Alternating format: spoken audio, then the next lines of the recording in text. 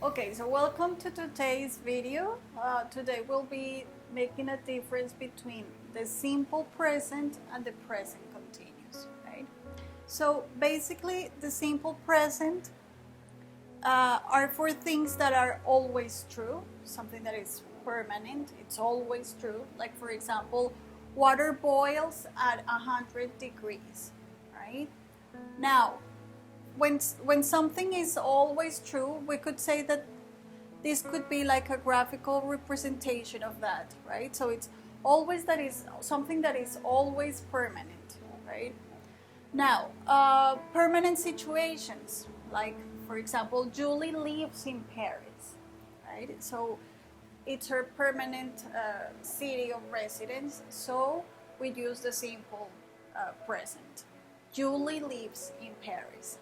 Now, remember that for the simple present, the third person, you have to use an S with the verb, okay? Now, here we also had the S, right? Water boils at 100 degrees.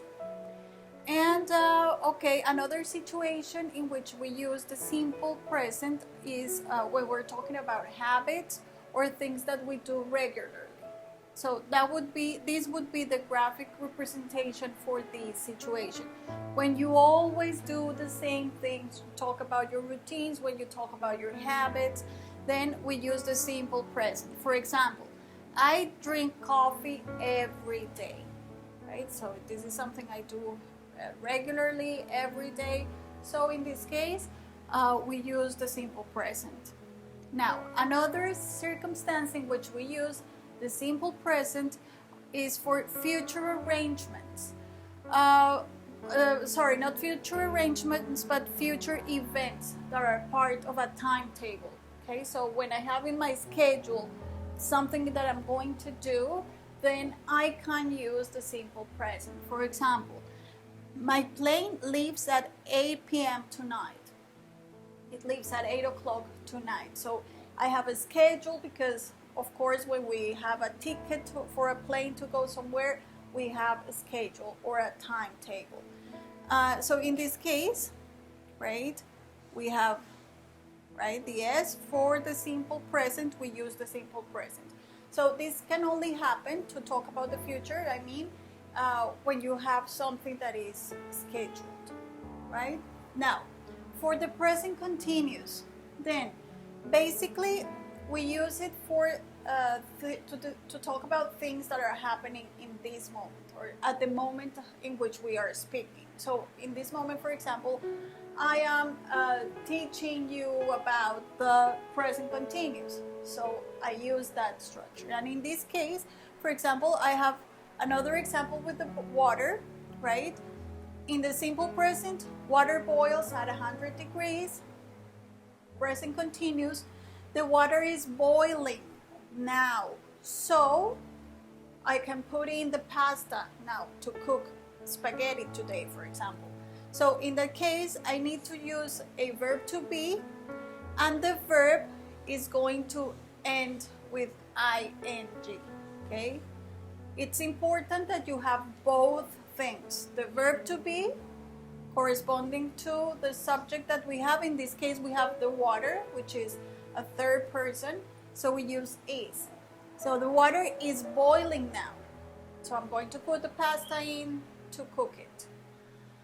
Now, we also use temporary situations. So it's different in this case from the simple present. Remember that in the simple present we use it for permanent situations. The present continuous then is going to be used for temporary situations. So let's see the difference in meaning with both structures. I was saying that Julie lives in Paris. That is her permanent residence. He usually lives in Paris. But Julie is living in Rome for a few months. So in this case, I'm using the present continuous because maybe she's taking a course in Rome, right? So she traveled there to live for 3 months, 4 months, but it's not her permanent residence. As soon as she finishes her course, she goes back to live in Paris. So when we talk about temporary situations, then remember you need to use the present continuous. Also, when we have some situations that are changing slowly, like showing a progress in something that we're doing, it would be, for example, an example we have here is I'm getting better and better at English, right? It's the process, I'm learning English, so every day, because I practice, I speak English every day, then I'm becoming better and better. I'm getting better and better each day at English. So we have the verb to be here and the verb ending with ing. Okay? Now, temporary or new habits. When I have a new habit, then I use the present continuous because it's something I'm doing in this moment. Like, for example, I'm drinking too much tea these days, it wasn't usual for me. For example, I could say like, I was drinking a lot of coffee before, right?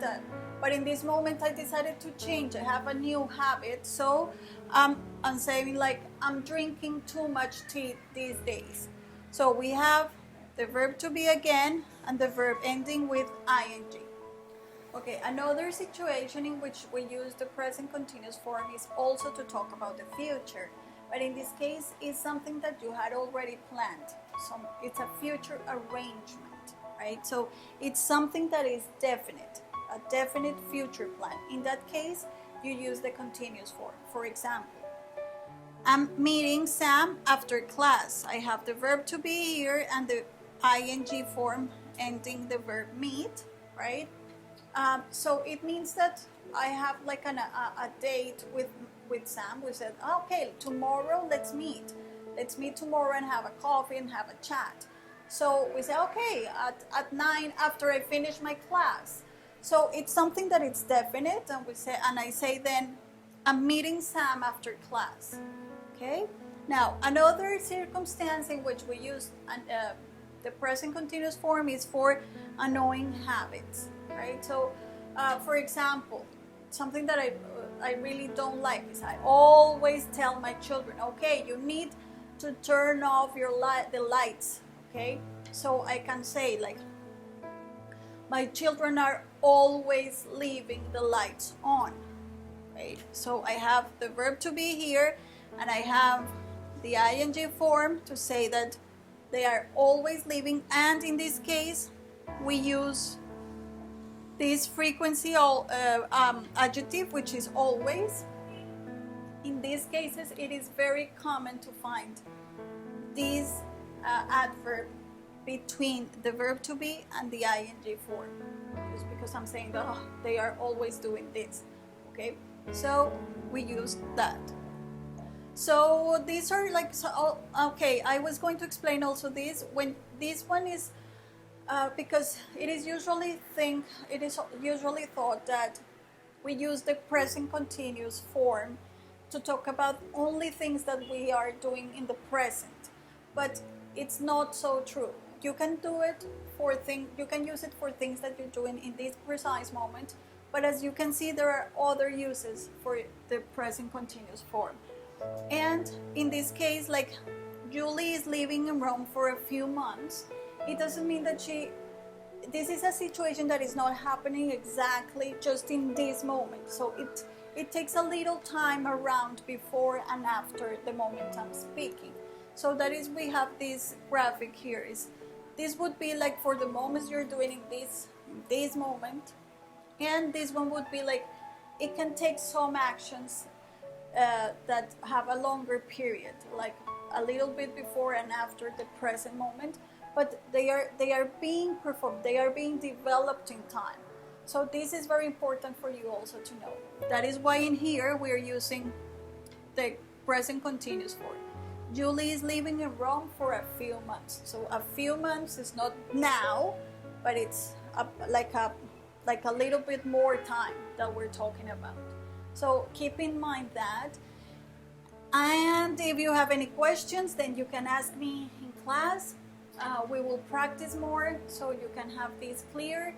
And I hope to see you in class. Thank you. Bye.